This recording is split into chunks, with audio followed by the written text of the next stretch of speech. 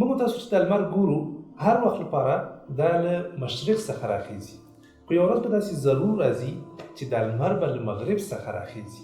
اوس د لمر له مغرب څخه راختل دا څه معنا لري او کله چې لمر له مغرب څخه راوخیږي نو بیا به څه کیږي؟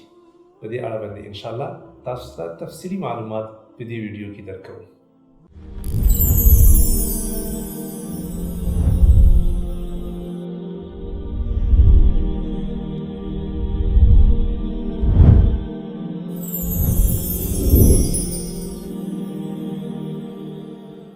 دا نظام الله جل جلاله داسې جوړ کړی ده چې لمر په منظم ډول باندې له مشرق څخه راخیږي، په خپل ټایم باندې راخیږي او په خپل ټایم باندې په مغرب کې کته کیږي.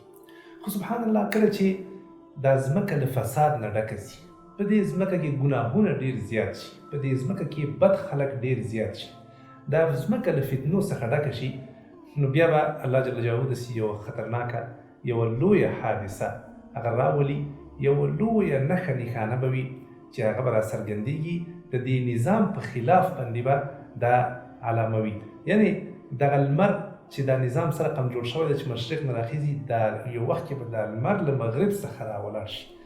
نو دا په دې دلیل وي چې نظام نور د دنیا دا نظام دا نور په خرابېدو باندې روان ده، دا نور په ګډوډېدو باندې روان ده. دا به داسې یوه نښه وي، داسې یوه علامه به وي چې ټول خلکو ته به ښکاره شي، ټول خلک به یې په خپلو سترګو باندې وویني او ټول خلک به حق حیران شي چې آخر دا څه چل وشو. لمر خو عام طور باندې د تل لپاره له مشرق نه راخته او په مغرب کې کته کېده، نن څنګه له مغرب نه سرچپه خبر څنګه سرچپه شو؟ سبحان الله، دا هم یوه لویه حادثه ده، یوه ډېره ناشنا حادثه ده چې د انسانیت په تاریخ کې به واقع کېږي. په دې اړه باندې نبي علیه الصلاة وسلام یو ځل له صحابو نه پوښتنه وکړه، وایي تاسو پوهېږئ چې دا لمر چېرته ځي؟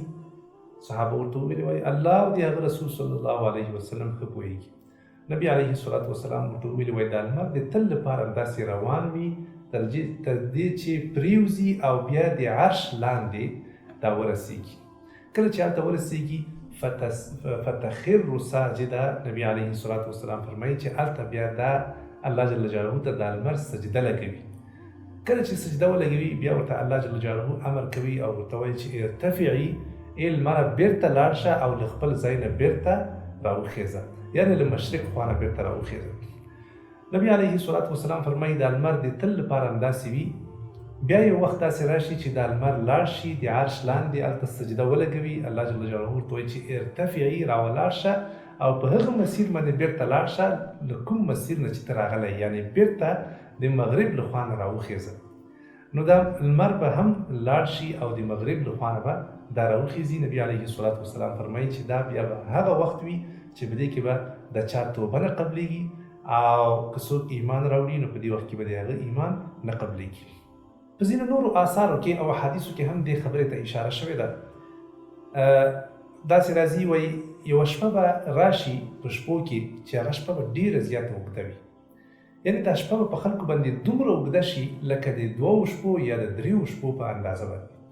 بالاخره هغه خلک څوک چې الله جل جلاله د تهجد توفیق ورکړي هغه به تهجد وکړي، ویده به شي، بیا به راپاڅېږي، بیا به تهجد وکړي، بیا به ویده شي، بیا به تهجد وکړي، بیا بالاخره دا به ستړي شي، په خوب باندې به هم ستړي شي. یو بل ته به وایي چې دا آخر څه چل ده، دا شپه ولې نه ختمېږي؟ صحیح شوه؟ ان تر دې پورې چې ګاونډیان به له یو بل سره وګوري، راووځي له کورونو نه او له ګاونډیانو سره وګوري، یو بل ته به وایي چې دا آخر څه چل وشو، دا شپه ولې نه ختمېږي؟ موږ خو نور په تهجدو باندې په منځونو باندې هم ستړي شو او په خوبونو باندې هم ستړي شو، خو دا شپه نه ختمېږي. دوی به انتظار کوي چې دا شپه به کله ختمېږي او لمر به له مشرق نه راخیږي چې په همدې وخت کې به یو دم الله جل جلاله دغه لمر د عادت خلاف له مغرب څخه راپورته کړي. سوال دا ده چې دا لمر به تر څو بجو پورې یا تر څه وخته پورې داسې وي؟ له آثارو او روایتونو څخه داسې معلومیږي چې دا لمر کله د اسمان نیمایي ته ورسیږي بس بیرته به کته شي او بیا به له مشرق څخه راوخیږي. اوس که څوک سوال وکړي چې دا به څو وارې تکراریږي، نو جواب دا ده چې فقط یو وارې به داسې کېږي. دا هم یوه لویه علامه ده، سبحان الله، یوه ډېره ناشنا او خطرناکه حادثه ده چې په دې دنیا کې به صورت نیسي.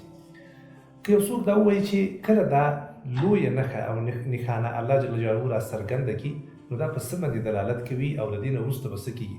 دا په دې دلالت کوي چې دا نظام نور د ګډوډېدو په طرف باندې روان دی.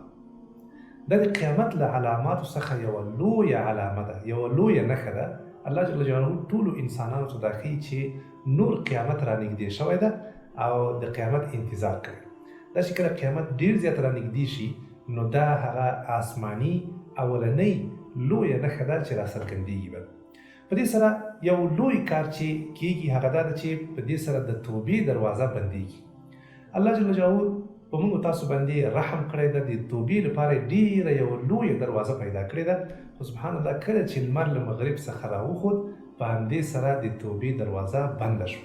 هغه څوک چې له ګناهونو څخه توبه وباسي، الله جل جلاله به د هغه توبه نه قبلوي. او هغه څوک چې تازه ایمان راوړي، مسلمانېږي، نو هغه د ایمان به قابل قبول وي. نو د لمر راختو سره له مغرب سره دغه لوی کار کېږي چې په دې وخت کې بیا نه توبه قبلېږي. که چا ګناهونه کړي، د هغه نه نشي کولی چې من بعد توبه وباسي، بس هر څه په خپل حال باندې پاتې کېږي، عملنامې بندېږي، تړل کېږي، او له دې څخه وروسته چې څوک توبه وباسي یا نوی ایمان راوړي، دا قابل قبول نه ده. دې خبرې ته الله جل جلاله په قرآن شریف کې اشاره کړې ده. الله جل جلاله فرمایي: یوم یأتی بعض آیات ربک لا ينفع نفسا ایمانها لم تكن آمنت من قبل او کسبت في ایمانها خیرا. الله جل جلاله فرمایي: یوم یأتی بعض آیات ربک، وایي کله چې راشي ځینې نښې نښانې ستا د رب، یعنې کله چې ځینې نښې نښانې د قیامت هغه ستا الله جل جلاله راښکاره کړي، لا ينفع نفسا ایمانها، په دې وخت کې به ایمان راوړل یو چاته ګټه ونه رسي، دا فایده نه لري.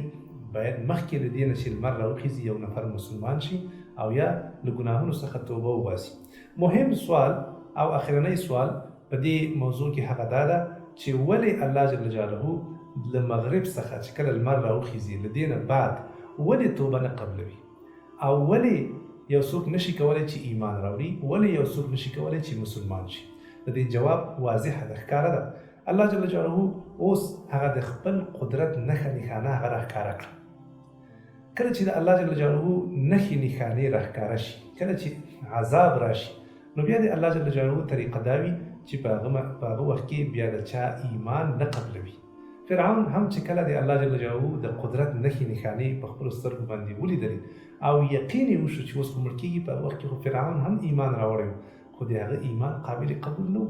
کله چې انسان ته مرګ راشي، نو هغه خو یقیني شي چې اوس خو مرګ راغی، زه مړ کېږم، صحیح شوه، او فرښتې ملک الموت وویني چې هغه د راغلی، نو په دې وخت کې چې دی ایمان راوړي کله فایده کوي؟ الله جل جلاله چې یو انسان نه ایمان قبلوي، په هغه وخت کې قبلوي چې دی په غیبو باندې په خپله خوښه باندې ایمان راوړي. نو تاسو الله جل جلاله نه ده لیدلی او نه مو د قیامت راتګ په اړه باندې غټه نښه نښانه لیدلې ده، صحیح شوه، خو چې الله جل جلاله څه ویلي دي چې کله دا نښې نښانې راشي نو قیامت به راځي. کله چې یو انسان د الله جل جلاله دغه خبرې ومني او په خپله خوښه باندې په پټو خبرو باندې په هغه نالیدل شوو خبرو باندې ایمان راوړي، دا واقعا مسلمان ده او مؤمن ده. لیکن یو نفر چې په خپلو سترګو باندې هر څه وویني او بیا له هغه نه وروسته ایمان راوړي، دا خو د ډار ایمان ده، صحیح شوه، دا خو تا په هر څه په خپلو سترګو باندې ولیدل، حقیقت درته ښکاره شو، نو بیا خو ټول خلک هسې هم ایمان راوړي. نبي علیه الصلاة والسلام فرمایي وایي تر هغه وخته پورې به قیامت را نشي تر څو پورې چې تاسې له مغرب څخه لمر ونه وینئ چې راخیږي به، خو چې کله راوخیږي له مغرب څخه لمر آمنو اجمعون، نو بیا به ټول خلک ایمان راوړي، خو افسوس دوی ته به بیا په دې وخت کې ایمان ګټه نه رسوي. نو لنډ جواب دا شو چې کله د الله جل جلاله د عذاب نښې نښانې راښکاره شي یا الله جل جلاله عذاب راولي او یو انسان د ډار له لاسه، صحیح شوه، هر څه په خپلو سترګو باندې وویني او یقیني شي چې و دا شی خو دغه راغی او راځي، په هغه وخت کې چې څوک ایمان راوړي هغه قابل قبول نه ده. ایمان په هغه وخت کې قابل قبول وي چې انسان بغیر له دې نه چې د الله عذاب وویني، بغیر له دې نه چې د الله جل جلاله لویې نښې نښانې درته راښکاره شي، مخکې له دې نه د خپل عقل په کار باندې واچوي، حقیقت درک کړي او هغه ته ځان تسلیم کړي، نو دغه ایمان قابل قبول ده. الله جل جلاله فرمایي فلم یک ینفعهم ایمانهم لما رأوا بأسنا، وایي هېچ چاته هم تر هغه وخته پورې ایمان ګټه نه رسوي کله چې دوی ته زمونږ عذاب راښکاره شي. نو د لمر راختل له مغرب څخه دا د الله جل جلاله د عذاب یوه نښه ده او الله جل جلاله ټولو خلکو ته دا په یقیني ډول باندې ښکاره کوي چې بس نور قیامت راورسېد او بالکل ډېر رانږدې شوی ده. په ځینو روایتونو کې راځي چې دغه انسانان او د دنیا به 6 کاله نوره باقي وي شاوخوا دومره او بیا به له هغه نه وروسته قیامت قایمیږي. نو چې خلکو ته دا ښکاره شي او یقین یې ورباندې راشي بیا خو باسې خلک ایمان راوړي.